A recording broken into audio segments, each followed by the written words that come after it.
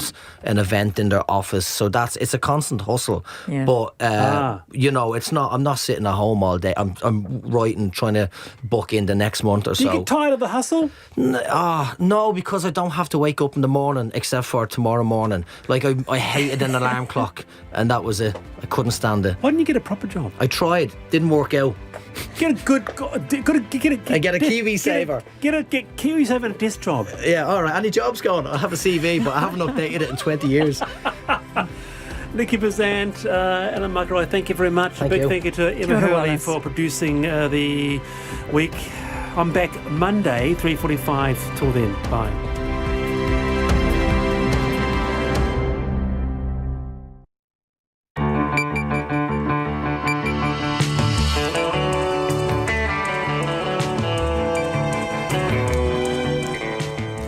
Whakarongo mai koe ki te reo irirangi o Aotearoa. This is Checkpoint on RNZ National. I'm Lisa Owen.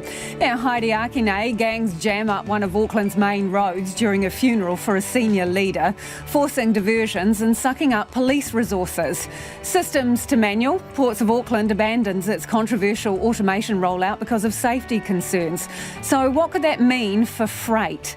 Air New Zealand expects to keep hemorrhaging money over the year, next year, but its staff are still in for a windfall. Allegations of rape at Lake Alice Psychiatric Hospital, and the wave of rubbish washing up on our beaches, including cotton buds, tampon wrappers and used condoms. And the Prime Minister rolls up her sleeve and takes one for the team with her first COVID shot. RNZ News at 5. Kia ora, ko Susana Leata with DNA. The Prime Minister says her first dose of COVID-19 vaccine was mostly pain-free. Along with her Chief Science Advisor, Dame Juliet Gerard, Jacinda Ardern was vaccinated at a Manurewa clinic this afternoon. Actually, people really mean it when they say that it's actually pretty pain-free, really. I'd say even better than the flu vaccine. It's, nice and easy. In Wellington, frustration is growing among over 65-year-olds waiting for their vaccination. The Capital and Coast DHB says it's ahead of schedule with its overall rollout, but only 4% of over 65s have been vaccinated so far.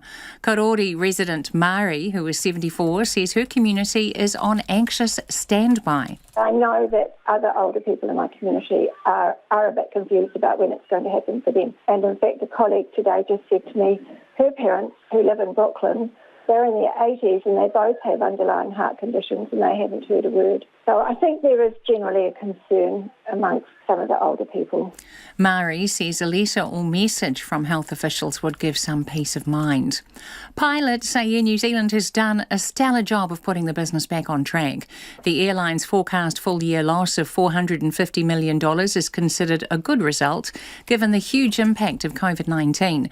The president of the Airline Pilots Association, Andrew Ridling, says Air New Zealand is outperforming the rest of the world. From an international perspective, it just shows how well Air New Zealand has done. Our competitors are nowhere near in the same playing field as where Air New Zealand is at the moment, and I think credit needs to go to the entire company, but obviously the leadership needs to pat themselves on the back as well. Air New Zealand is giving staff $1,000 worth of shares or cash each and reinstating their full salaries, which were cut 15 months ago. What's believed to be one of the biggest gang funerals in recent years brought parts of Auckland to a standstill today. Jean Bell reports. The funeral was for a senior headhunters member, 43-year-old Taranaki Foimano. He died in Auckland City Hospital on Saturday night after being arrested. Dozens of motorbike riders from gangs such as the Killer Bees and the King Cobras, as well as the Headhunters, accompanied the casket from central Auckland to the Mangere Lawn Cemetery. The police had to close parts of Grey Lynn and set up cordons to direct traffic as the procession made its way south. Wellington Water says 6 tonnes of rubbish flushed down toilets in the capital has to be trucked to landfill at the public's expense each year. The agency's chief wastewater advisor, Steve Hutchison, says teams are called out several times a day to deal with blockages, often caused by so-called flushable wet wipes. If you have a displaced joint in a pipe, then a wet wipe can catch on it. Then another wet wipe will catch on it, another one, the fat might build up behind it. And before you know it, you've blocked the sewer pipe and the sewage is coming out and spilling onto the road, maybe onto someone's backyard, maybe into the stream and harbour. Steve Hutchinson says that despite public education campaigns, the amount of rubbish coming through is not decreasing. The United States has officially recognised Juneteenth, or June the 19th, as a public holiday celebrating the end of slavery. President Joe Biden signed a bill into law at a jubilant White House ceremony. A 94-year-old Juneteenth advocate, Opal Lee, called it a momentous day. To have it actually happen was, can I use the phrase the children use? It was off the chain. But I thought the House was going to take a lot longer. And to find out that both of them had, and I'm on my way to Washington, D.C., and going to be in the White House, I don't know how to describe it. I'm humbled by it. I truly am. Juneteenth commemorates the proclamation of freedom for slaves in Texas in 1865. It's 4 minutes past 5. The opening day of the World Test Cricket Championship final between New Zealand and India is shaping as a washout. The game's due to start at 9:30 tonight, but with a thunderstorm warning and forecasts of frequent rain, play seems unlikely. Rain is also forecast for several other days, although there is provision for a reserve day. Meanwhile, India's skipper Virat Kohli says his side has come a long way since their 2-0 series loss to New Zealand last year, having enjoyed wins over Australia and England. We understand the kind of cricket that we have played to get here in the finals, and we understand what we are as a team and who we really are as a group of players. As I said, we're just very excited to get onto the field and start this test match. American Russell Henley is the clubhouse leader after the opening day of the US Golf Open at Torrey Pines in San Diego.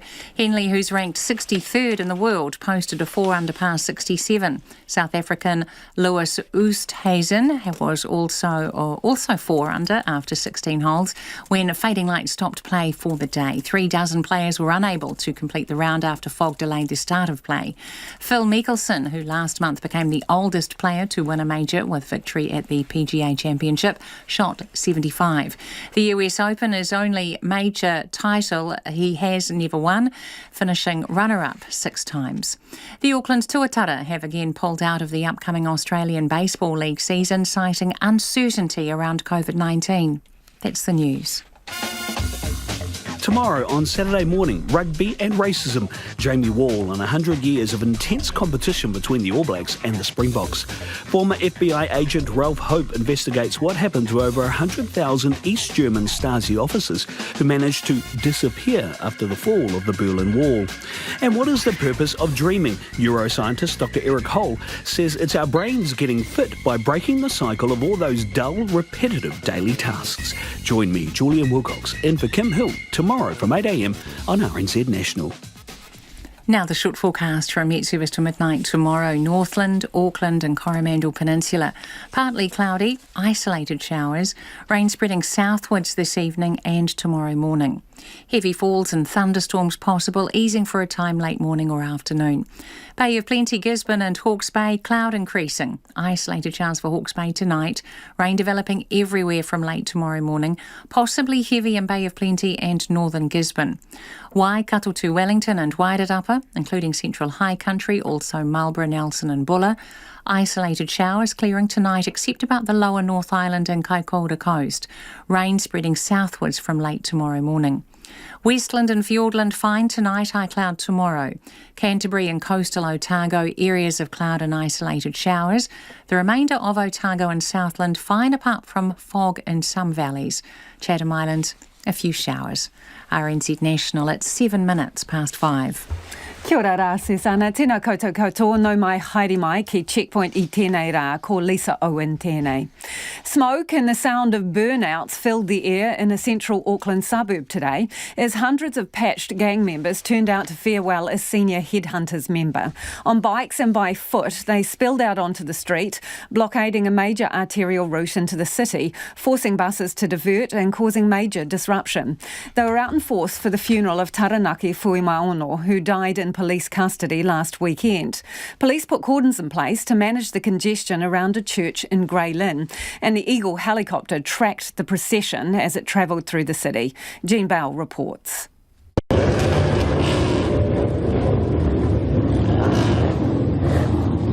The roar of motorbikes and souped-up cars rang out in Grey Lynn as several hundred gang members gathered to farewell one of their own. Headhunters, Rebels, King Cobras and Killer Bees members met at the St Joseph's Catholic Church on Great North Road, a major arterial route in the city. A church spokesperson said it was Mr Fui Maono's family church. Gang members spilled out of the church and onto the road. Several bus services that use the main road to link the west of the city into the CBD were diverted. Smoke filled the air as some on bikes revved up and did burnouts. A police source told RNZ it was probably the largest gang funeral in 5 years, and those gathered included many newly patched gang members. The source says the large crowd was partly explained by Mr Fui Maono's wider gang allegiances after moving from the King Cobras to the Headhunters, known as patching over. Gang expert Jared Gilbert says this is rare. Very unusual and extremely interesting shift in the gang scene in recent years.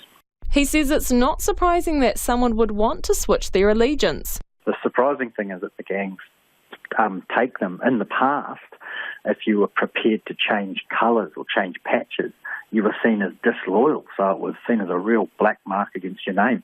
That clearly isn't the case for many groups now. The police earlier sent a warning for the public to be aware of processions by gang members. Officers had to close parts of Grey Lynn and set up cordons to direct traffic as a procession of motorbikes moved from central Auckland to the Mangere Lawn Cemetery. Nationals Police spokesman Simeon Brown says it's unacceptable. Everyone has a right to have a funeral and to farewell those who have passed in a way which they feel appropriate. But when it comes to disrupting traffic, closing streets, closing roads, that's something which is unacceptable. But gang expert Jared Gilbert says the police are in a tricky spot. Well, the police are a bit damned if they do and damned if they don't. You can try and break this up or stop it from happening, but you'd need half the police force to do it. And it would create massive tensions and invariably violence. So you have to let it go, I think, but then monitor it, and if people are behaving inappropriately or illegally, then follow that up at the time. The Police Eagle helicopter hovered overhead, tracking the procession across the city. Manukau Ward Councillor Al Filipina says it's important to ensure the funeral was monitored. I just think it's prudent, so then at least that can be taken care of and very quickly if in fact there's some issues that arise. But Jared Gilbert doesn't think members of the public need to be worried. Most of these funerals occur, make a splash in the media, but don't really affect anybody in any significant or even insignificant way. We run the risk of making a bit more of it than it actually is. Taranaki Fui Maono was taken to Mangere for the burial after the service in Grey Lynn. In a statement, Auckland Transport says at the request of the police, they were asked to divert buses for about 90 minutes this morning from part of Great North Road. They say there were no issues and no major delays. Public transport is often diverted for planned and unplanned events, they say, like emergency service call-outs, demonstrations and marches. And they have a dedicated team to handle disruptions, and they have contingency plans to manage any road closures. The handbrake's gone on Ports of Auckland's controversial automated system for unloading freight containers because of safety concerns. On Thursday, a giant robotic straddle carrier that moves the shipping containers around lost control and smacked one container into a stack of others. The port says it was a software fault. It's not the first time one of the massive machines has gone rogue. In November, another one toppled over a retainer wall. No one was hurt in the incidents, but the port's now suspended use of the automated straddle carriers, pending further investigation. It's yet another controversy for the beleaguered port, whose CEO, Tony Gibson, has resigned following ongoing concerns over health and safety and 3 deaths in recent years. In a statement, the port says it's now increasing its manual operation to keep freight moving. Craig Harrison from the Maritime Union explains what they've been told about the accident. As far as we are aware and have been told by the Ports of Auckland, they had a software fault on the morning of the 17th where a auto straddle carrying a container hit another container. So subsequent to that, they've turned the system off or shut the system down to identify what the fault was. And so at this stage, I think they're trying to find the root cause and then see if they can scale it back to some form of operation. So for people who don't know, Craig, these are pretty monstrous pieces of equipment, aren't they? Yeah, I think by an empty straddle, for instance, weighs 70 tonne, and they've got a capacity to carry up to 40 tonne. So you're talking a gross mass over 100 tonne, so they're not small. And so this one, as far as you know, has been shifting a container and has smashed into another stack of containers. Is that right? Yeah, so it's carrying a container and then hits another stack of containers. The exact detail, they didn't give us the exact detail, but basically that's what's happened. Two containers, a straddling container collided, so they've shut the system down till they establish what's gone wrong. Investigations underway, they say, in a statement. So, I mean, what would you need to see in order to trust the system again? Because it sounds like, well, it was it potentially could be pretty dangerous. Yeah, it could be. They've got some what they call geofencing to stop it going any further, but then our members sort of question, is that working or not? So until we understand more of what's happened or the reason why, it's hard for us to understand what's gone wrong with it. You know, we thought it was pretty close to being completely turned on, to be fair. We thought they were ready to go. And with this happening just the other day, and they're rolling it back, I think they made the right decision to turn it off. The management, to their credit, have made the right decision to turn it off on the safety ground to have some assurance. Where they go now, I think they've got to work out how to get the port running again while they solve these issues. In terms of the rollout of the automation, how would you characterise that and how it's been handled? Well, I think this has been going on all through the year, and I think the mayor has asked for, dates and when it's going to happen. It's just about the never-ending story at the moment, the way it keeps on going. But I think they're at a stage now where it's the board has got, I think, an obligation to Aucklanders to actually say what the future of the port looks like in the coming months, and as we go heading towards Christmas now. I know it seems silly, but they all start gearing up to start importing from about August on. So, the business owners and Aucklanders have they have the right to know where it's going with the ports of Auckland, and if there's any contingency plans to get the place moving to move that cargo across the wharf. So our unions, have to work with the company to find a solution in the interim to get this freight moving again. But we can see that the congestion will mount until they solve this issue. So they're increasing manual operations, they say, to keep freight moving. How quickly can that happen? And do they actually have the straddle drivers still available to them in the numbers they're going to need? Well, I think they can scale up a little bit. It all depends on the available machines that they've got, because they haven't been replacing the manual straddles. But I think they've got the ability to scale up with drivers, over the coming weeks. It's just training and get more people in the machines. But so it comes down to the physical layout of the terminal, where they've actually, dedicated parts of the terminal automation and how they're going to work at, for instance, like the truck grid split between manual straddles and auto straddles. And if there's a way to open up the auto straddle truck grid so manual straddles can start servicing trucks. So I think they'll be able to scale up. As to how much, I couldn't really tell you, because we haven't really got that much detail on that. So, okay, it sounds like it's not as simple as some people might think, which brings us to the issue that you've mentioned, which is delays in freight being unloaded. Over the past few months, that's been a significant issue. Where's it at the moment, and what are your concerns here?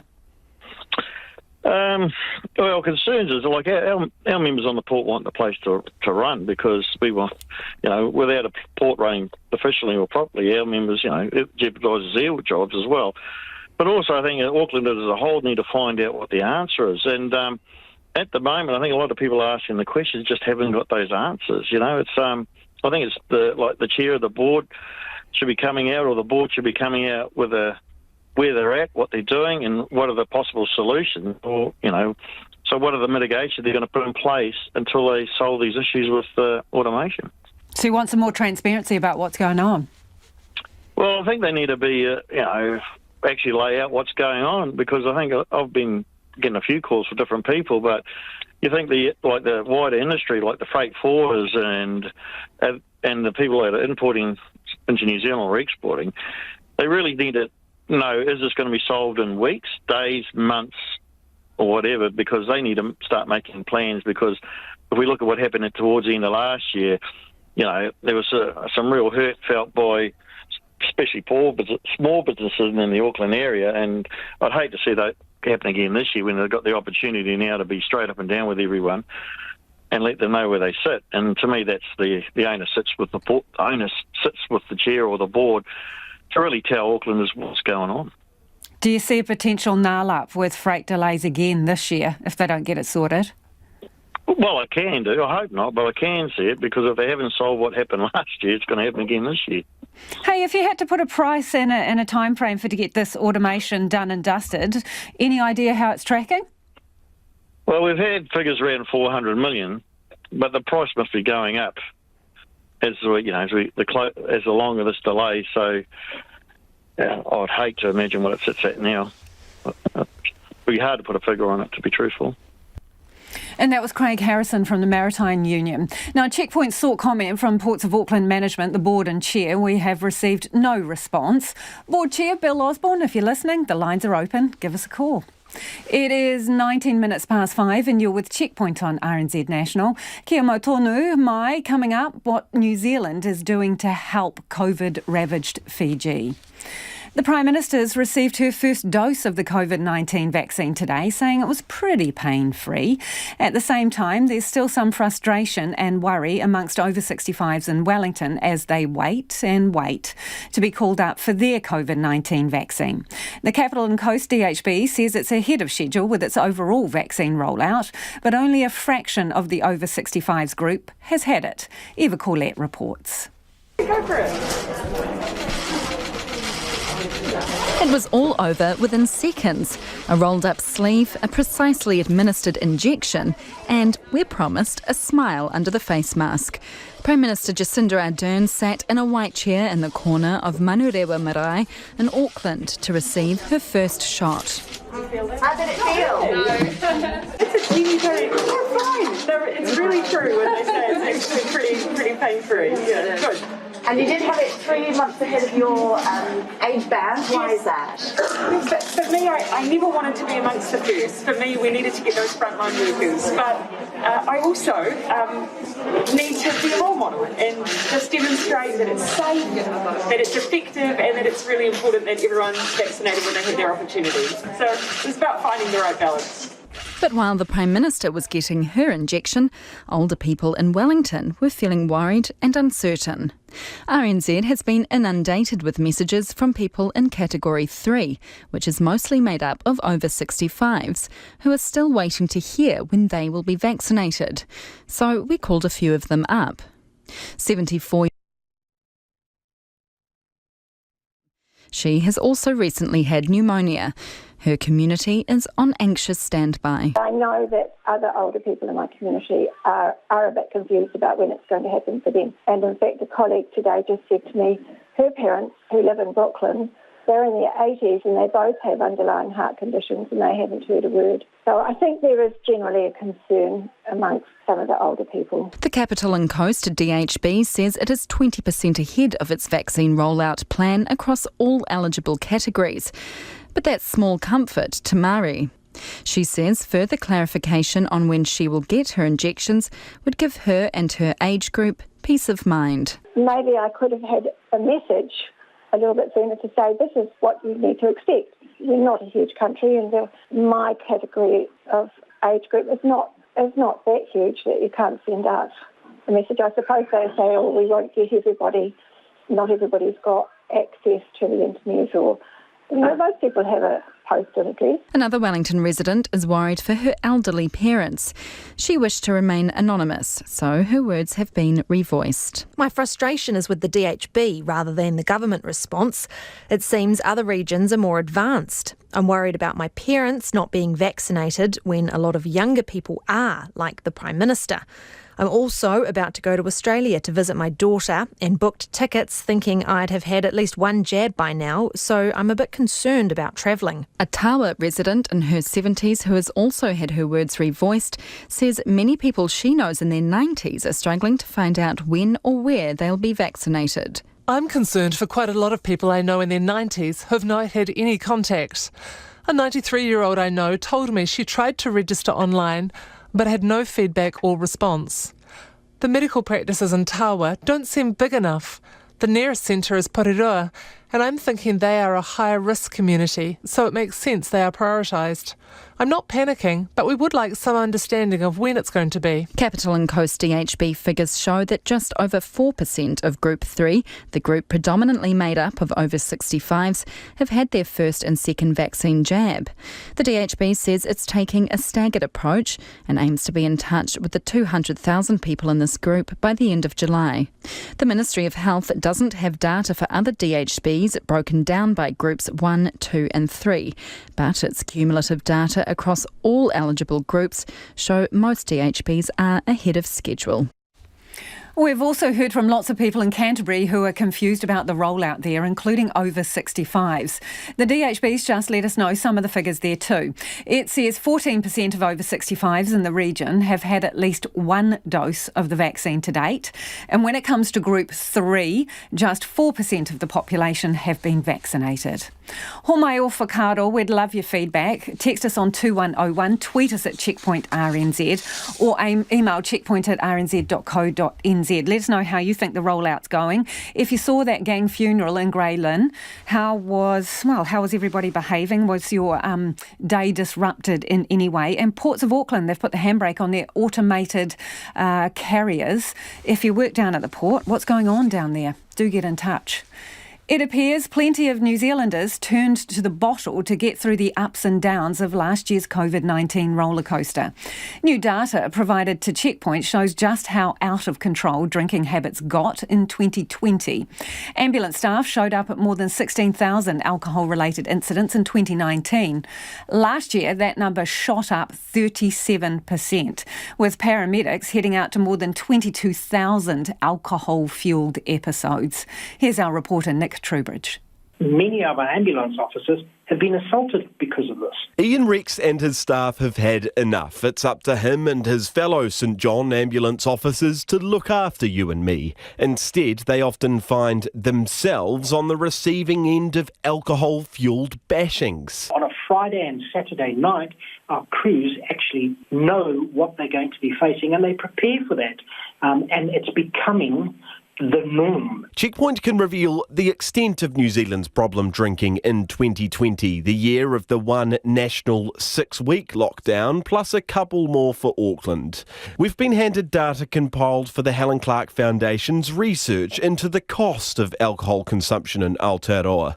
So let's drill into the St John stats. Take Counties Manukau. Between 2019 and 2020, you'll see a 51% increase in the number of intoxicated, poisoned or injured patients ambulance staff took to the emergency room. In 2019, 1,602 patients were taken to hospital. For 2020, that jumped to 2,427. And this can be from falls, it can be from fractures, and it can even be some small lacerations, or even to the real big stuff where they get knocked out and actually have to be resuscitated. Ian Rex is St John's Territory Manager in Canterbury, which has led the country for boozed patients being transported to hospital for consecutive years. In 2019, the number was 2,695, jumping to 2,894 last year. Rounding out the top three, along with Canterbury and Counties Manukau, is Auckland, where trips to hospital jumped 41% from 1,844 in 2019 to 2,616 in 2020.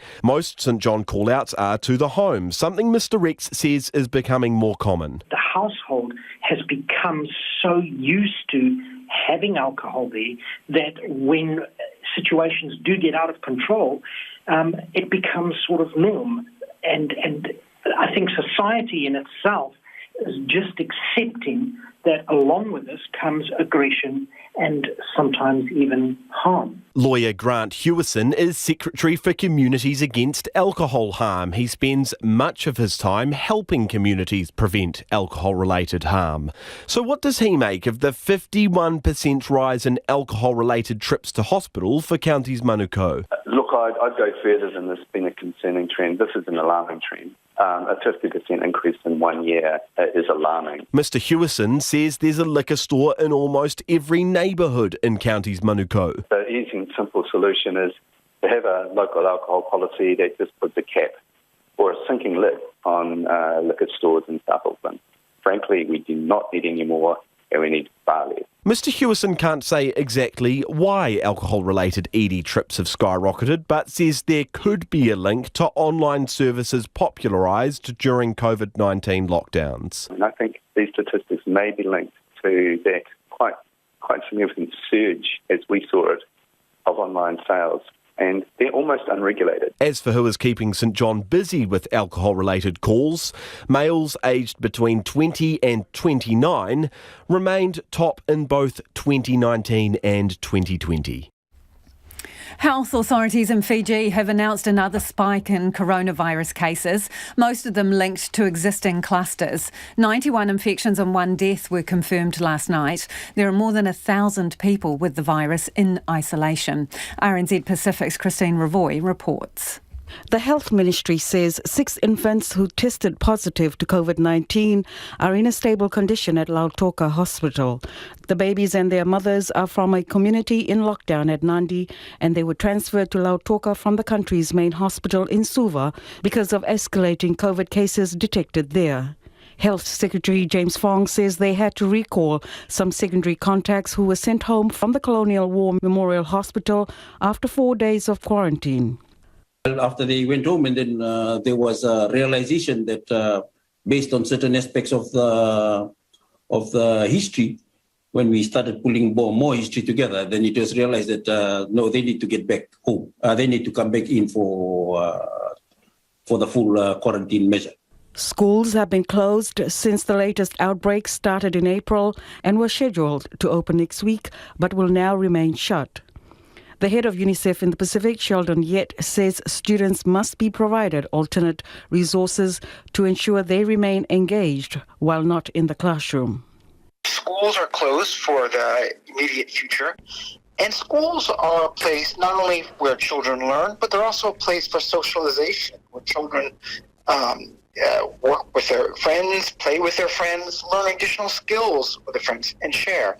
The government continues to resist calls for a complete lockdown, saying it would cripple the economy. Dr. Fong says they are looking to Australia to help develop Fiji's contingency plan in the event the country reaches 200 infections a day. I am looking at also getting help from our partners in Australia to come and help us develop some of our contingency plans that are required in case we persistently get up to 200. So I'm already planning for that phase of in case we get up to 200.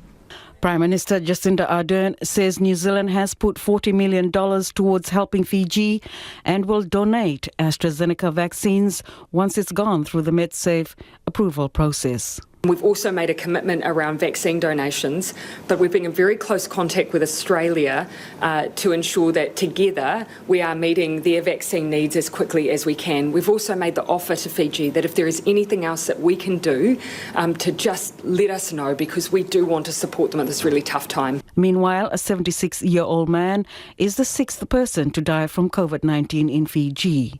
The Health Ministry says he contracted the virus while admitted at the CWM hospital for a severe pre-existing medical condition. Fiji now has 1,068 active cases in isolation.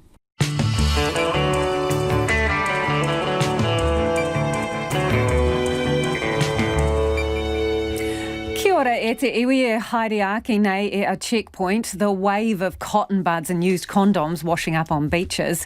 Ports of Auckland's controversial automation program hits the skids, so what does that mean for importers?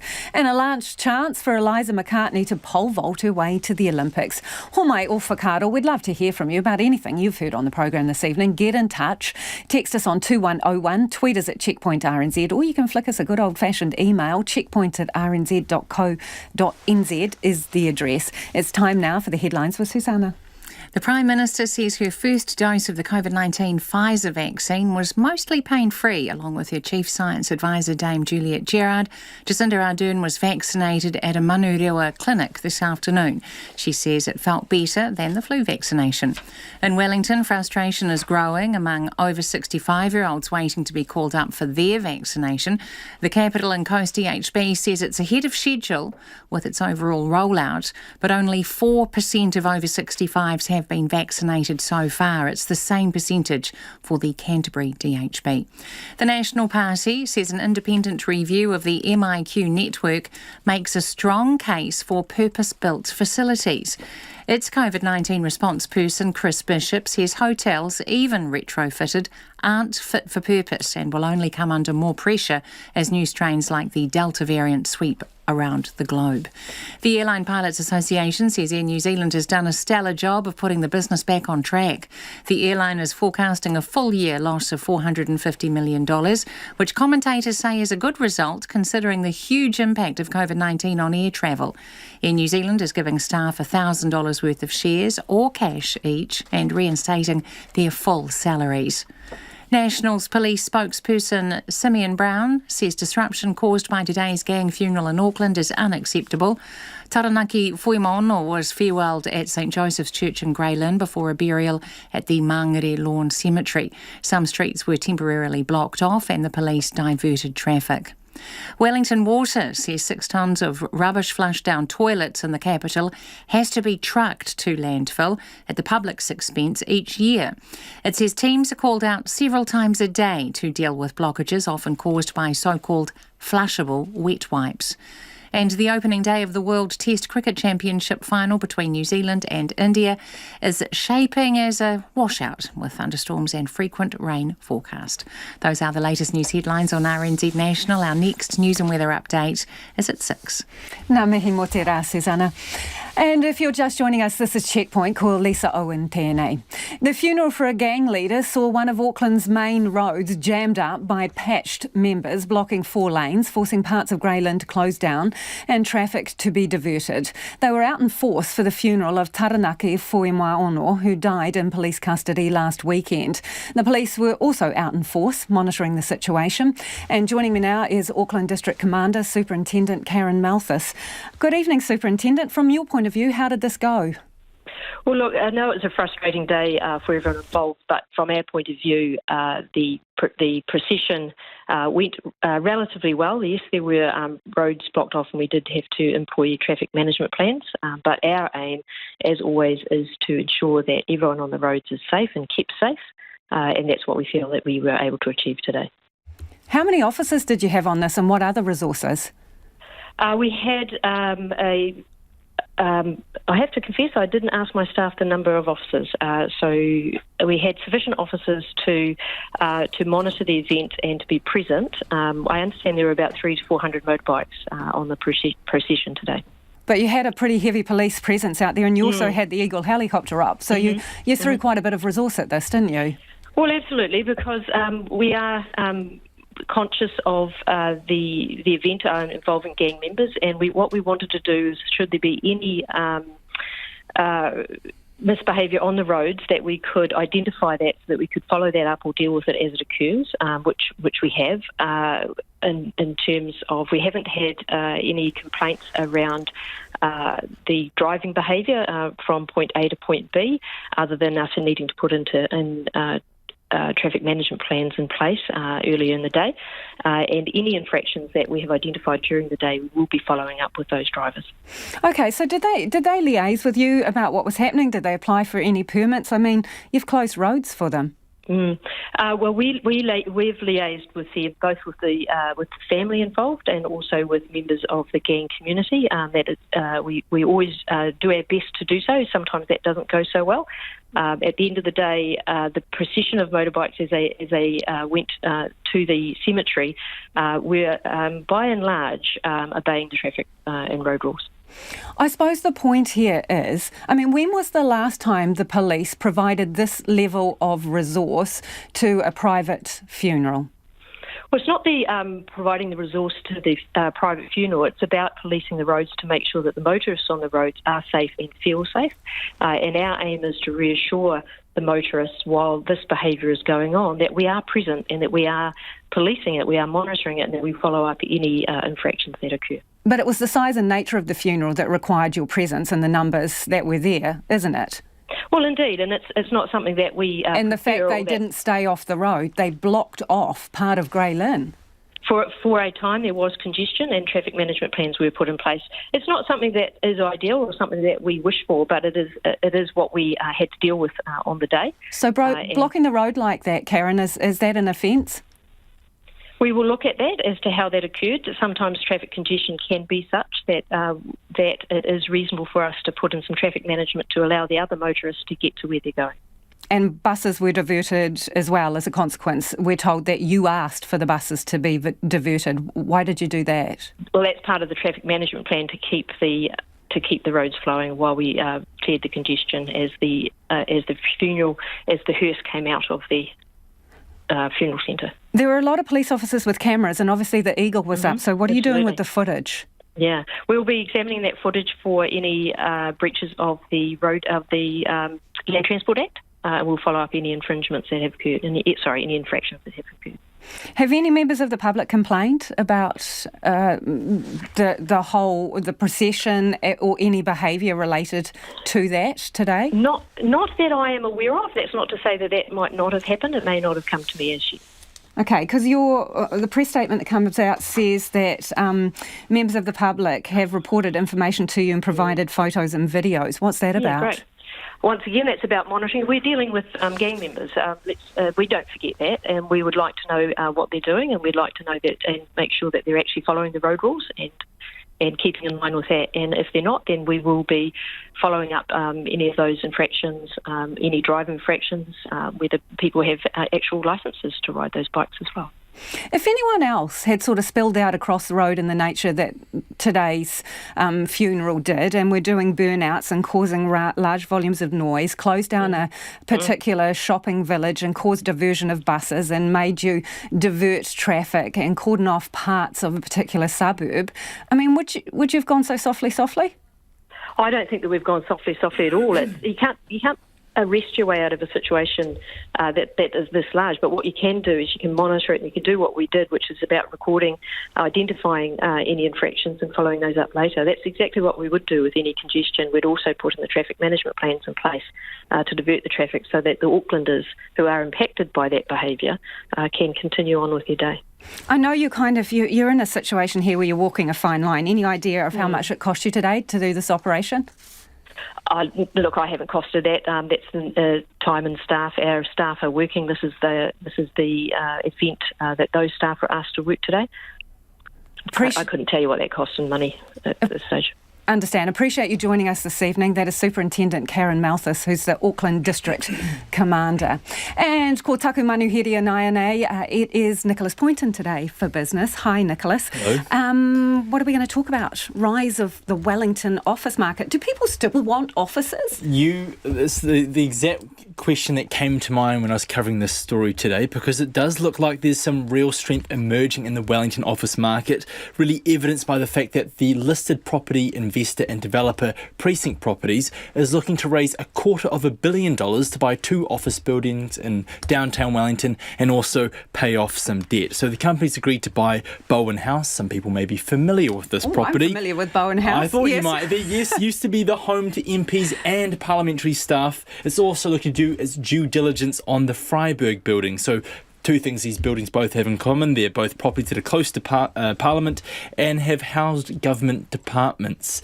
And the company, they've bought Bowen House for about $92 million. They plan to spend, nearly $60 million in bringing that building up to scratch, earthquake strengthening it.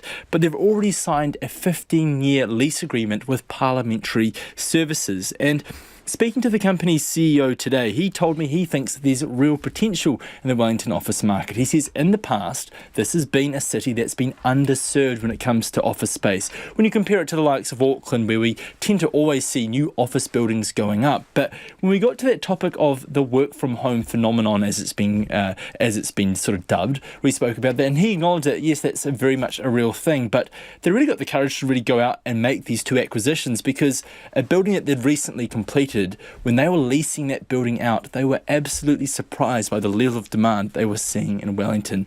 He puts it down to the fact that people, yes, more and more people are working from home, but there's always going to be a need for businesses to come and gather in one place, make big decisions. Human beings by nature are social. They want that connection.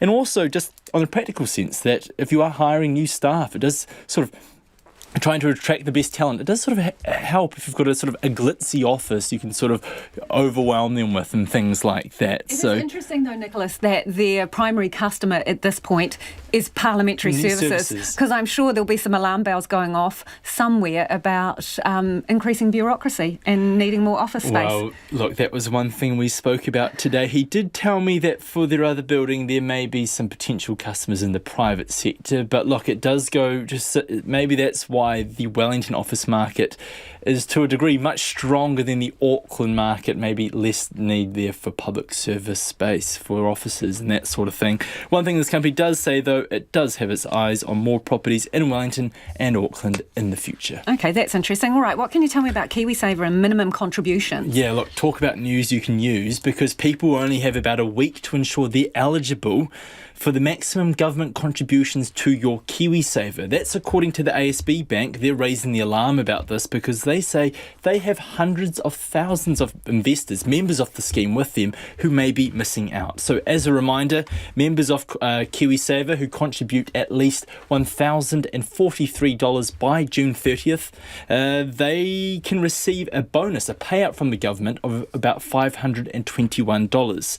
And ASB says almost half of its KiwiSaver members have not saved enough and could miss out on their share of this $90 million payout from the government. And they say over the lifetime of KiwiSaver, that could amount to about $25,000. And look, this is just one KiwiSaver provider sounding the alarm on this. There are plenty of KiwiSaver providers, and I cannot help but suspect that there are probably other people who may be at risk of missing out on this payment. So it's really an encouragement to get, to go home. And it would be so excruciatingly annoying if you were just a tiny bit short of the threshold. Well, that's the thing, though. If you are short, you can just, if you have discretionary spending available to you, you can just move that across, and that's something I've heard in recent weeks some people have been doing. Contractors, something like that, do have to pay it outright. So look, that's that's something you should check, do your homework, and you might be in line to get a $521 bonus from the government.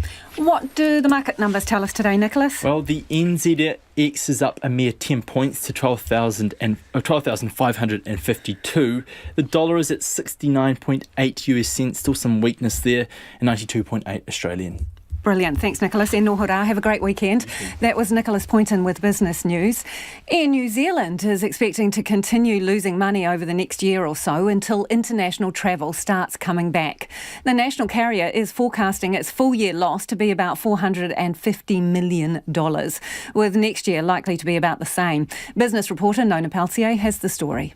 Air New Zealand is losing money, but it is much more positive about the future following the opening of the Trans-Tasman and Cook Island bubbles. It anticipates the borders will more fully reopen to international travel within 12 months. The company also plans to pay all of its permanent staff $1,000 worth of shares or cash for their efforts over the past year. It will also reinstate their full pay after 15 months of cutbacks.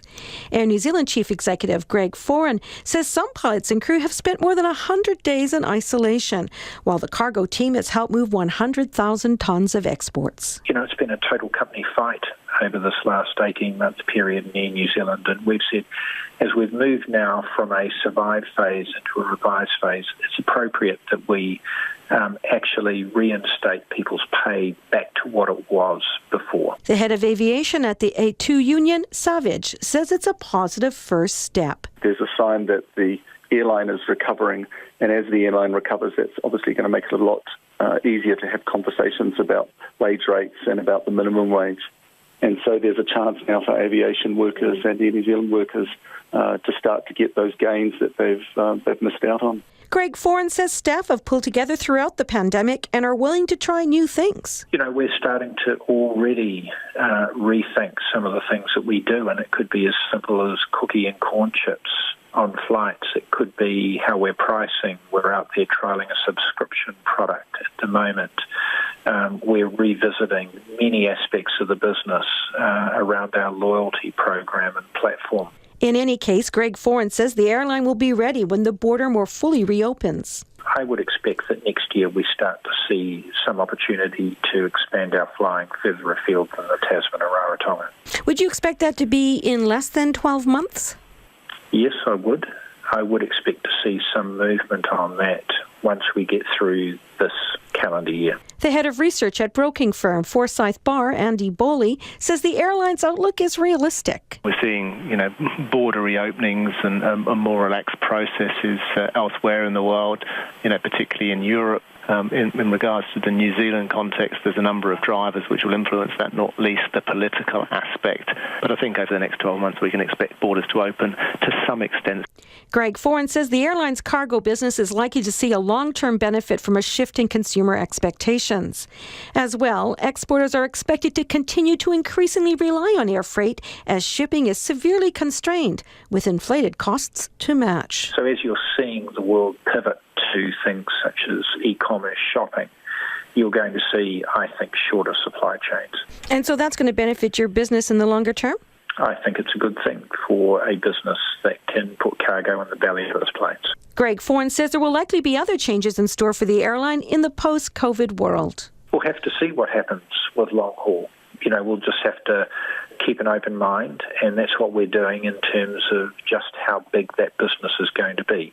And we'll be ready to go whatever direction it happens to take. In the meantime, Greg Foran says the airline is working closely with its partners in the Star Alliance and has also delayed the shipment of new Dreamliners until 2024. It is 10 minutes to 6. I'm Lisa Owen and you're with Checkpoint on RNZ National. Muriaki e nei Pitapita kōrero after 6 tonight. Ports of Auckland rips the handbrake on its automation program. So what does that mean for freight deliveries? The opposition is renewing its call for purpose-built MIQ facilities in the wake of an independent review of the current stock. The review has made 82 recommendations to ensure the current managed isolation system is sustainable. Among them, upgrading IT systems and strengthening iwi partnerships. Our political reporter, Annika Smith, has more. Today's review was commissioned 6 months into the pandemic, when it was clear the country's MIQ facilities would need to operate for some time. The report's authors made 82 recommendations in total, covering IT upgrades, future staffing needs and the need to strengthen iwi Māori partnerships. The joint head of MIQ, Megan Main, says the agency did a good job under the time constraints. I'm really encouraged that the report acknowledges the extraordinarily collaborative effort across agencies to stand MIQ up in response to the global pandemic. It's hard to pick one thing that we'd do differently because there was no playbook. We built everything quickly and we've learned as we've gone. The government says nearly all of the recommendations are already either completed or underway, and all 8 high-priority tasks have work programs in place. But the National Party says the government needs to build purpose-built facilities. Its COVID-19 spokesperson, Chris Bishop, says while today's review doesn't directly address the solution, it makes a strong case for it. It's a bit nuts that people come in from planes, they go into Auckland, we put them all on a bus and we bus them to the centre of Auckland, the very centre of our biggest city. Mr Bishop says hotels, even retrofitted, aren't fit for purpose and will only come under more pressure as new strains like the Delta variant sweep around the globe. It's inevitable, I think, that it will turn up at the border in New Zealand, and so it's critical we get our MIQ and border response right, because the Delta variant escaped into New Zealand and we had community transmission of the Delta variant with our largely unvaccinated population, it would be, I think, very dangerous. I'm not trying to scaremonger. I'm trying to state the facts as I see them and as other public health experts see them as well. Epidemiologist Professor Michael Baker says a purpose-built facility is a necessary part of New Zealand's response to COVID-19. He says reviews like the one released today pave the way for positive improvements in current MIQ facilities, but the highly contagious variants that will continue to evolve have changed the pandemic's landscape. We're seeing this put major pressure on countries across the Asia-Pacific region. And these are countries like New Zealand that have been very successful with sustaining an elimination response for over a year in many cases. And now, unfortunately, most countries in the region are actually going backwards. Documents released to RNZ under the Official Information Act show the government has received several proposals from industry and the public for purpose-built facilities since MIQ was set up in April last year. The Ministry of Business, Innovation and Employment says while gratefully received, the cost, planning issues and time constraints continue to be important obstacles to such proposals. It says significant uncertainties remain about how long a purpose-built facility would be needed and whether the benefits would outweigh the cost. Cotton buds, tampon wrappers, used condoms, hairpins and razor blade heads. You probably don't want to see any of those items again after being used, let alone washed up on our beaches. But with these items being regularly flushed down the toilet, unfortunately they are. Our reporter Harry Locke and cameraman Samuel Rillstone hit Wellington's south coast for this report. This is Moa Point Treatment Plant, where 70 million litres of sewage passes through every single day. But as we can find out, it's more than just poo, piss and paper that's coming through the system. It's a smelly and messy process, dealing not just with what gets flushed down toilets, but the waste that comes from meatworks, restaurants, washing machines and more. One of the first steps is to filter out all the objects that shouldn't be there, using steel screens. Steve Hutchison is Wellington Water's Chief Wastewater Advisor. They catch the solids that come through, the rubbish that comes through in the wastewater, and they lift it up and drop it into a conveyor at the back so we can then send it off to the landfill. They find all manner of objects. Wet wipes are common, but also sanitary items and even the odd credit card. And there's a lot of it. About 600 tonnes of the stuff gets trucked from Moa Point to the landfill every single year. It's an arduous job and one they wouldn't have to do if people put the items in the bin. But it's not actually the main issue. But the bigger problem's back in the network, where you get blockages. So if you have a displaced joint in a pipe, then a wet wipe can catch on it, and then another wet wipe will catch on it, another one, the fat might build up behind it, and before you know it, you've blocked the sewer pipe and the sewage is coming out and spilling onto the road, maybe onto someone's backyard, maybe into the stream and harbour. Teams are called out to unblock these fatbergs a few times every day. So why do people continue to flush these things down the toilet? Hutchison argues it's down to a lack of awareness about their impact. Despite Wellington Water having tried to do some public education campaigns, he says the scale of rubbish coming through isn't decreasing. Meanwhile, many wet wipes continue to claim they are flushable. There's a German standard that was put together. So there's a technical standard produced in Germany which assessed that they were flushable, but that was all based on brand new, perfect sewers. What we've got in the rest of the world is some older sewers. Water New Zealand wants the standards for flushable items changed.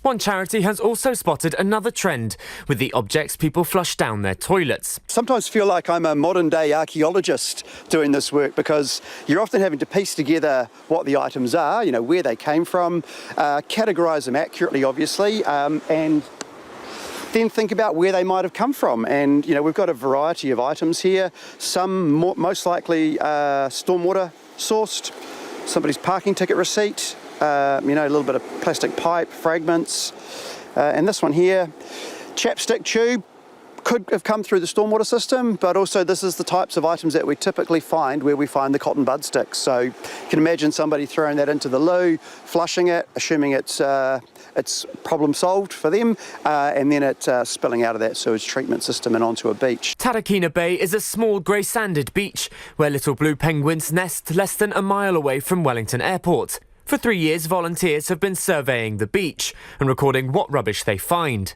Citizen Science Manager for Sustainable Coastlines, Ben Knight, says they are continually finding tampon wrappers, condoms, hairpins and disposable razor blade heads. It's not just a Wellington issue. The Litter Intelligence Programme monitors 200 sites across the country. Cotton bud sticks repeatedly pop up.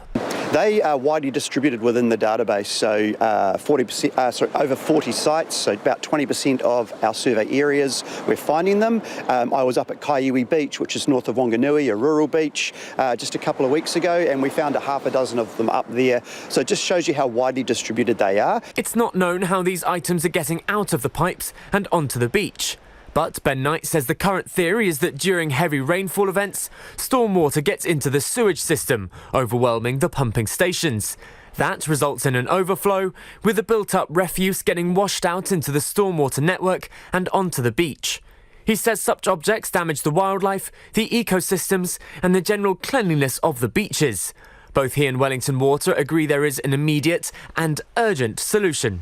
Ultimately, the solution is actually quite simple. In the first instance, don't buy single-use plastic items, sanitary items, personal care items, cotton bud sticks if you can avoid it. And where you can't avoid purchasing these items, don't dispose of them in the toilet. Whilst that might stop items washing up on our shores, it won't stop sewage contaminating our beaches. And what we see could be just the tip of the iceberg, with much more heading out into the sea, not to be seen again. And if you were listening to that piece, you can go online and see Sam and Harry's video package. And a quick traffic update now. There are some very heavy delays for people heading away from the field days tonight. Waka Kotahi says motorists are advised to expect long delays on State Highway 1 southbound between Cambridge and Karapiro. Time for some of your feedback now. And, well, you've got quite a bit to say on the gang funeral and the procession that went with that. This was in Greylin. Tata says, I went past Greylin Church and they were really well behaved. The police closed the street. Tony says, I live in Greylin. Bugger all disruption, really. Today, I couldn't drive up Pitt Street. Closed for the inner city rail loop construction. Come back in 2024. Tomorrow night is the Blues versus Highlanders in the same general area. Massive disruption, but that's okay because it's rugby, says Tony. Someone else says, gang members have the right to use the road. Funerals often take up road space and we as the public are respectful of them. I'm not a supporter of gangs, but roads are often closed by things I do not like. For example, the America's Cup teams or royal visits. And this one says, I saw the procession today. I live on Great North Road in Avondale. As a Pākehā middle-class woman, I thought they were well behaved, driving at about 30 k's, as is normal for a funeral. And there were some amazing bikes.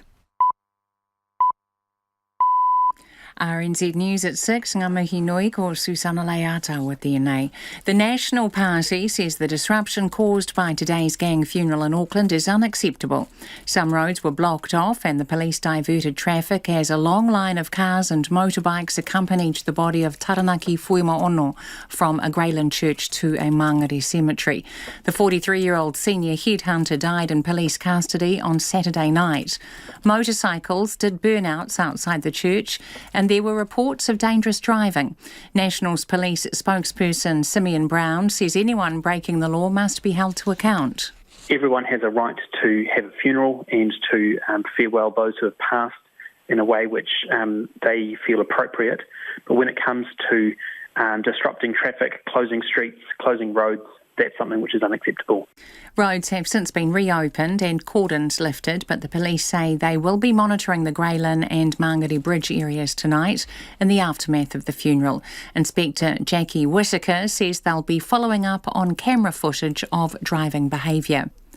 Most of the hearing on the Defence Force's bid to have a case over the death of an SAS soldier thrown out has been held in closed court. Lance Corporal Nicholas Kahotea died in Auckland Hospital in May 2019 after being injured in a training exercise.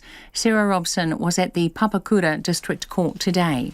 WorkSafe has accused the Defence Force of breaching the Health and Safety at Work Act. Defence lawyer Samantha Turner said the charge should be dismissed because operational counter-terrorism activities, including training exercises, are exempt from the Act. But WorkSafe lawyer David Johnstone argued the exemption doesn't go that far. The hearing was mostly closed because the court was dealing with restricted information that could prejudice national defence and security. Judge Jane Lovell-Smith reserved her decision. The Education Ministry has named the next schools in its push to redraw enrolment zones for 135 Auckland schools. It says it will work with 55 schools this year in areas such as Manurewa, Pakuranga, Māngere and Tamaki. Last year it amended or introduced zones at 44 schools. It says the changes are needed to help manage rising enrolments across the city. Most of the schools are primary schools, but some are secondary, including Kelston Boys and Girls High Schools, James Cook and Papakura High Schools and Selwyn College. Masks are again being made mandatory on public transport in Sydney. A new COVID-19 case has taken the total in the current outbreak to 5.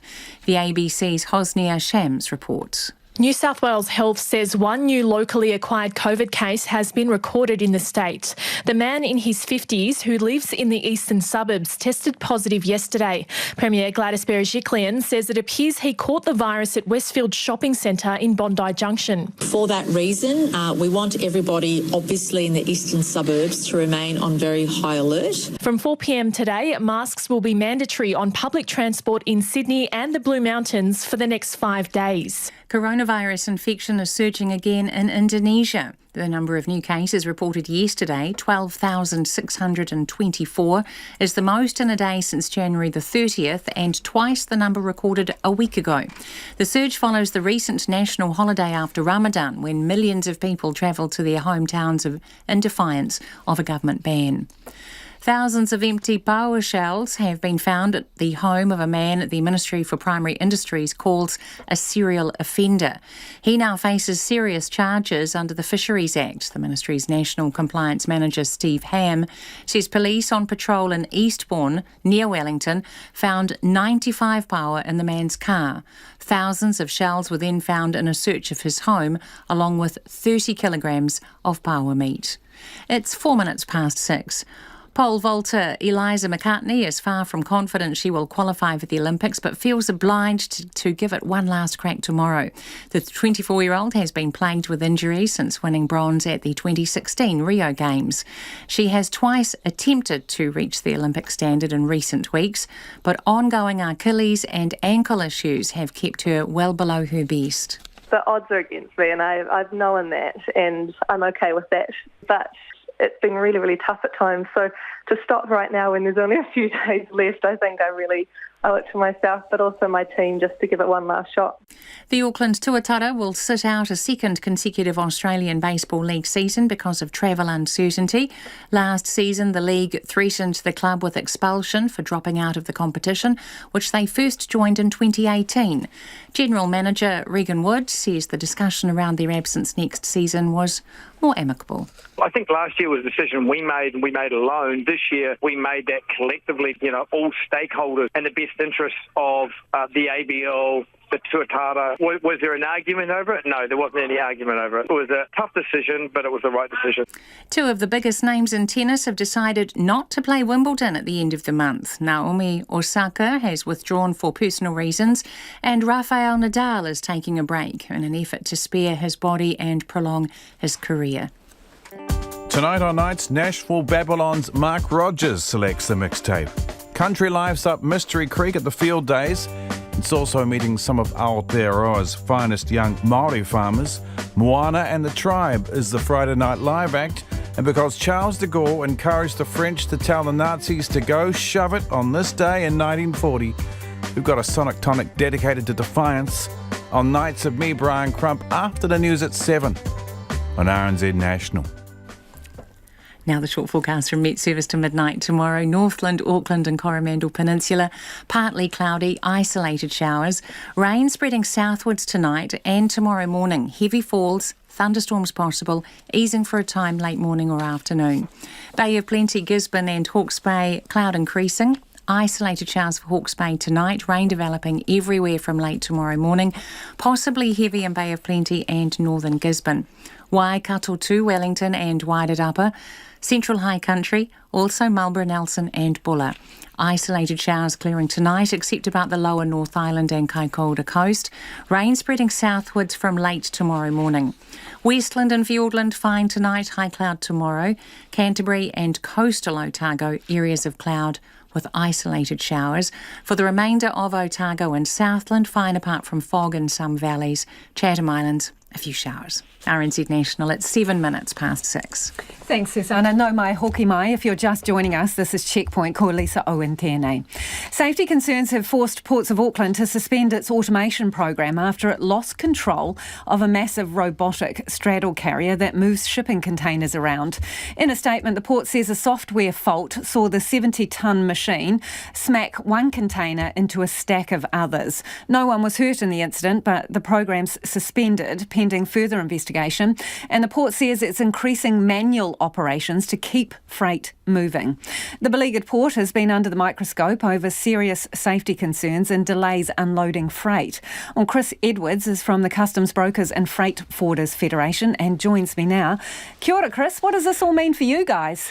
It means a number of things. I've got to say the sad thing is, Lisa, it's not the only issue this week that's facing the import and export supply chain. It probably doesn't even make the top three currently, but look, beleaguered is a great word for the port. They've had one bad bit of news after the other. I guess putting it in perspective, though, what they're trying to do is almost, I guess, impossible in a working environment. They want to test what they've got, the automation and those sorts of things, but the port has to carry on working, so it's very difficult to make that work, it seems to me. So they say that they're upping, the manual side of the operation, going back to old school, suspending the automation. Are you going to get your stuff faster or slower as a consequence of that? Well, I'll tell you what, go back a step. Getting stuff into New Zealand at the moment is so problematic that even the issues at the port, as I say, aren't really the main thing we're focusing on at the moment. You would have heard about congestion in southern China, all sorts of things. Vessels are so late in coming that it's almost, I wouldn't say a non-issue, that's not fair, but it's not the major issue right now. But put into perspective, look, manual working is absolutely necessary to get these containers off, and the poor old truckies waiting at the port for too much longer, they won't appreciate it either. So I'm glad the port are doing the manual thing rather than stopping completely, which they will have to do at some point, of course, to get this thing working.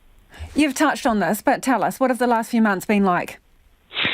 I used a phrase, I think, earlier on your show, Lisa, of the whack-a-mole supply chain. It is a whack-a-mole supply chain. This morning I came into work, found that quite a number of the shipping lines are not accepting bookings to New Zealand from Europe at the moment because of congestion. We've had an email this afternoon from one of the shipping lines saying, you know what, our empty container depots are full, therefore please pay to de-hire them in Tauranga or Northport. And so the Ports of Auckland, like I say, it's an issue, but it's one of many at the moment. And the poor client, whether they're an importer or especially if they're an exporter who can't get their gear out, they are really struggling at the moment. So hang on a minute, no bookings from Europe? Because of the congestion issues coming through Yantian and the southern ports, the only really way to circuit break that is to take a break, for want of a better term. So ICSI UK, for example, 3 of the lines have said they're suspending container bookings for up to 2 or 3 weeks to give the congestion a chance to ease. These are all things that start at the beginning of the supply chain. By the time it finally gets there, yes, there are issues at the Ports of Auckland, but they're by no means the only issue. Okay, if it's a 2 to 3 week sort of cooling off period because there's too much going on, they're overwhelmed there.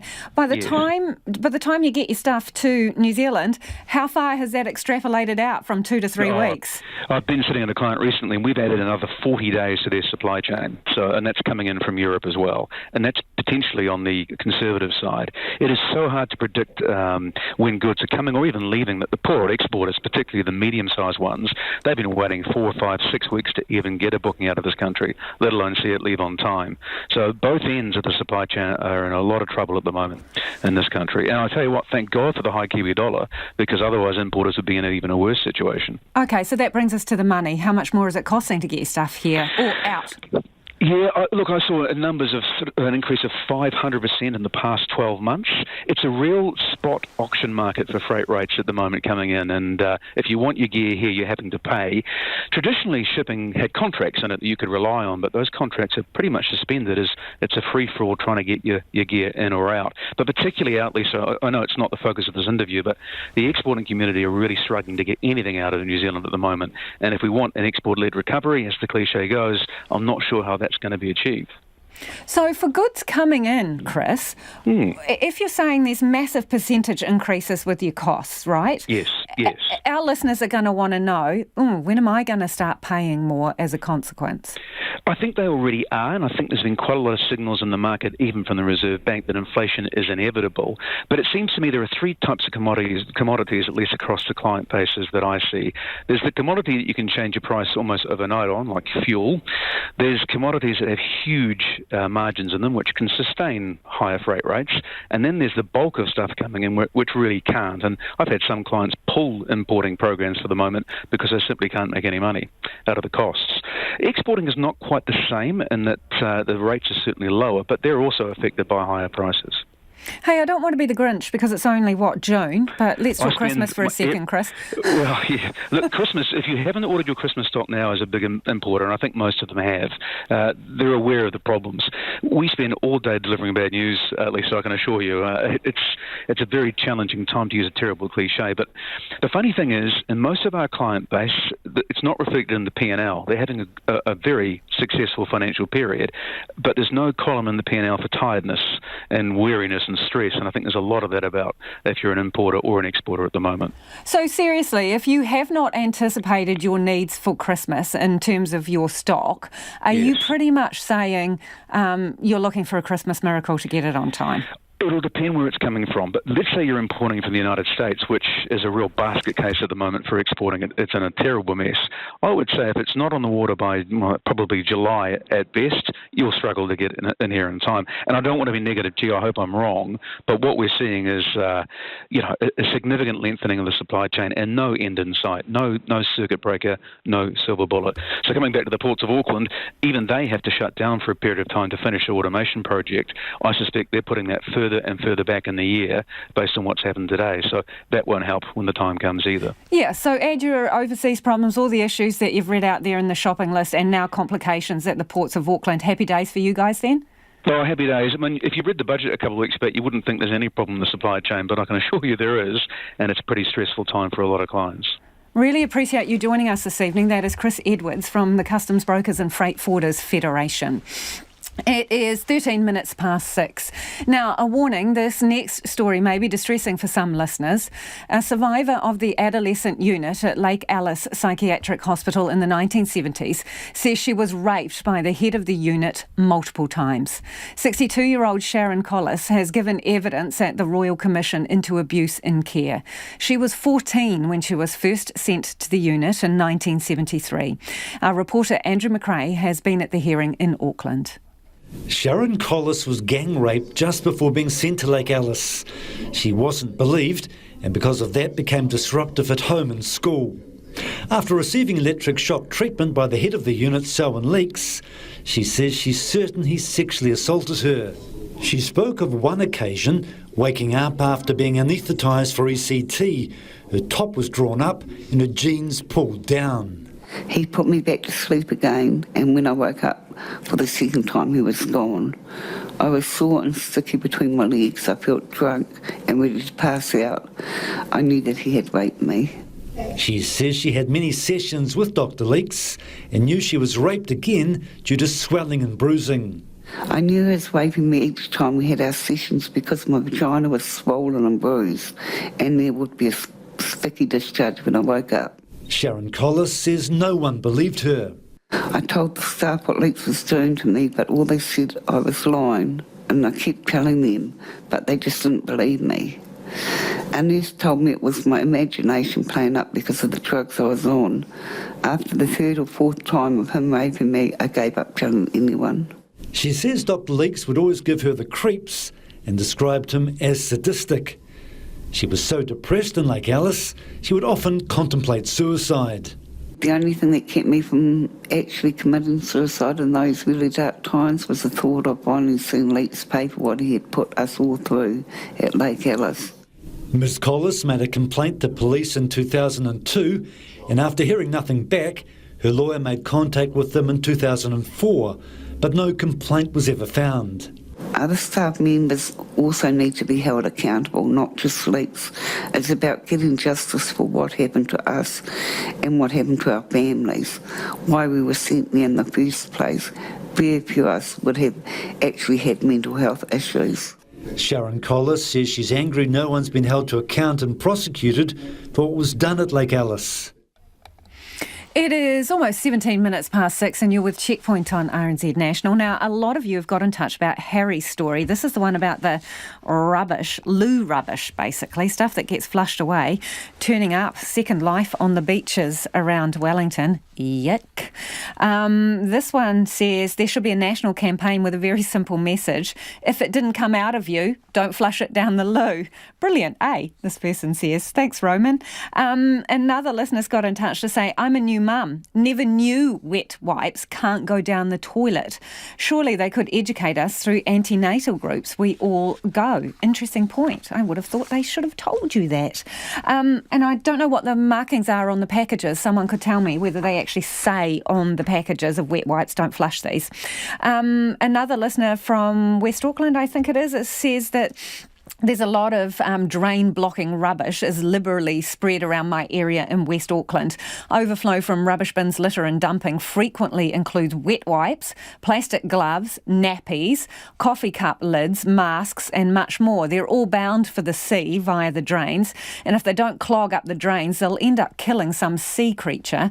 As for microplastics for us to drink and breathe. Wake up, people, and take care of our planet. Thanks for getting in touch, Kim. Do keep your feedback coming.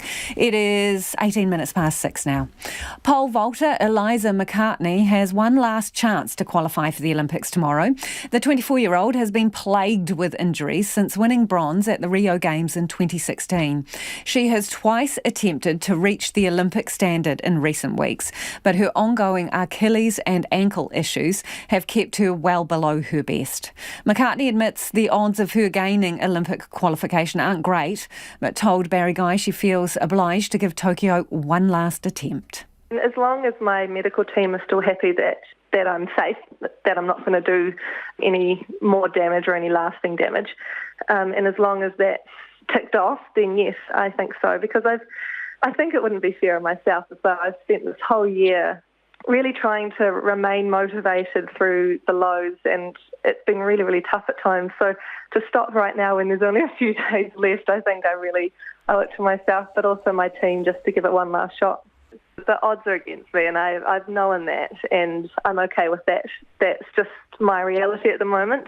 But yeah, as I said, it's for all those reasons, I think it'll be worth just giving it one last shot. You know, you just don't know what's going to happen sometimes, so I think that's part of the reason why it's worth it. But are you still looking, to Birmingham or getting back to Europe or those sorts of things? Yeah, absolutely. That's something that we've been definitely considering a bit recently, because next year is a really big year for us, bigger than usual just because of COVID and major championships being moved around. So we have our World Indoor Championship, our World Outdoor Championship and the Commonwealth Games. So it's a really big year next year, and I really want to be fit and healthy for that. And so the good thing about sport is there's always something coming up next. And so if you miss out on one thing, it's not long before the next opportunity comes up. So part of the considerations at the moment is also that I want to be able to be fit and healthy and competing next year for these competitions, which will, having 3 major championships in a year is pretty unheard of for us. So it's something that I'm really wanting to be able to do. All this, time in the last 3-4 years, which you've been sort of had your injury problems, have you ever taken a complete break? Do you think that you could ever have a complete break or that wouldn't be beneficial? It's a really, really good question, because as an athlete, there's only so long that you can kind of have a break before it becomes slightly detrimental, or it just makes it a lot harder to get back into it again.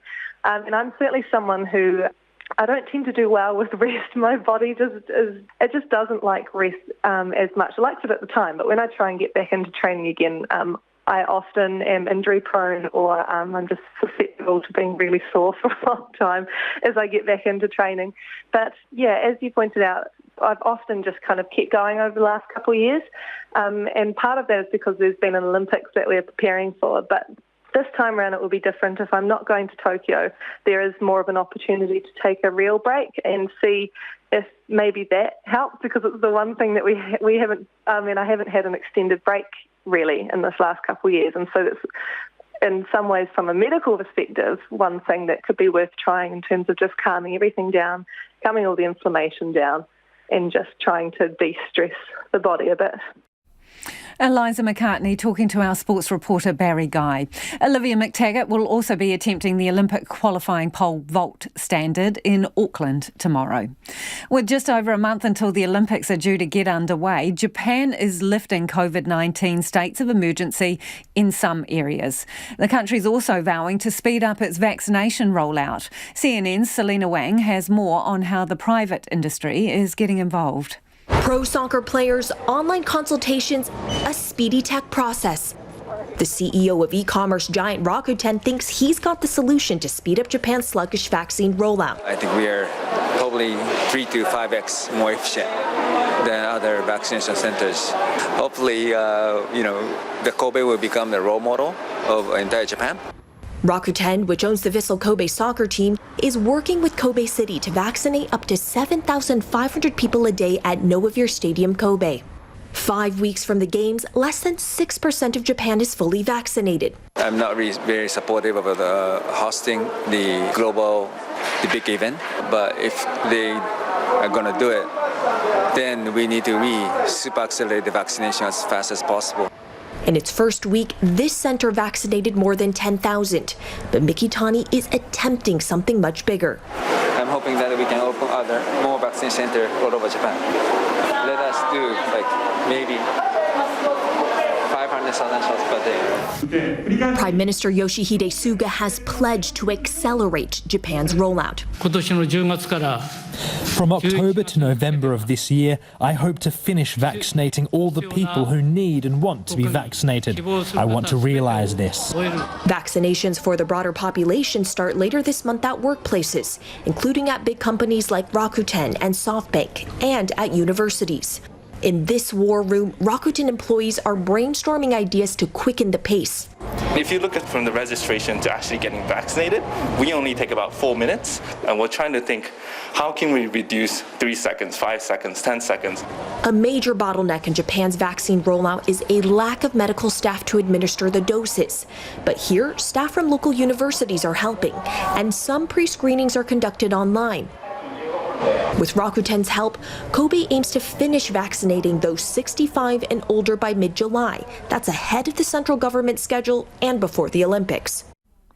Australia's vaccine rollout has been disrupted again after a change in health advice. The AstraZeneca vaccine will now only be recommended for people aged 60 and over. While experts say it's the right call, some states and territories will have to pause the rollout for younger groups to ensure there's enough Pfizer for the older cohort. Here's the ABC's Bridget Fitzgerald. 59-year-old Shari was at the vaccination hub at Perth's Claremont Showgrounds just an hour after hearing the news. Well, I heard on the radio that the federal government were allowing over 50s to have the Pfizer jab. We're on our way to Lancelin in a motorhome, and we pulled off the freeway and came here especially so I can get my Pfizer jab because I turned 60 in 3 weeks. And what did they tell you? They told me that WA Health doesn't recognise that federal announcement yet, so I couldn't get the jab. Shari will be able to book her Pfizer vaccine from today, but WA's had to scramble to make the change. The state was offering vaccines to anyone over 30. Now, 30 to 39-year-olds who are already booked in will have that booking honoured, but the rest will go on a waiting list to ensure 50 to 59-year-olds can be offered the Pfizer jab first. South Australia made the Pfizer jab available to under 60s yesterday, but Chief Public Health Officer Professor Nicola Spurrier says the change will affect the rollout. We have got reasonable supplies of Pfizer in our state, but this is a big change. In the past week, there's been 12 new confirmed or probable cases of a rare blood clotting condition known as TTS, which is linked to AstraZeneca, and 7 of those were aged 50 to 59. Although the risk of developing TTS is still extremely low, the new information prompted the Australian Technical Advisory Group on Immunisation, ATAGI, to recommend the older group now be eligible for Pfizer. Vaccination uptake expert Professor Julie Lee Rees from the University of Sydney says it's the right decision, but it's likely to lead to supply shortages. In some jurisdictions, some states and territories, that won't be an issue. But in states like Victoria, that may well be an issue where there is a lot of demand on the vaccine. And we won't see a big bolus of supply come into the country for at least the next couple of months. 50 to 59-year-olds who've already had their first dose of AstraZeneca without any serious side effects have been told it's safe to get their second, and they should. China has successfully launched 3 astronauts into space, bringing the country one step closer to completing its new space station. The Divine Vessel is China's first manned mission in nearly 5 years. CNN's David Culver has this report. 3 astronauts bound for the Heavenly Palace. That's China's space station still under construction. From a launch pad in the Gobi Desert, the rocket ship dubbed the Divine Vessel blasting off. Designed to arrive at its destination in just 6.5 hours. But at a total length of 55 feet and a living space of just 50 cubic meters, these astronauts are going into orbit in a capsule a bit larger than a city bus. Any claustrophobic thought? Surely forgotten when the men do 2 planned spacewalks to install equipment on the exterior of the space station. Inside, they'll test the tech in the living area and run experiments.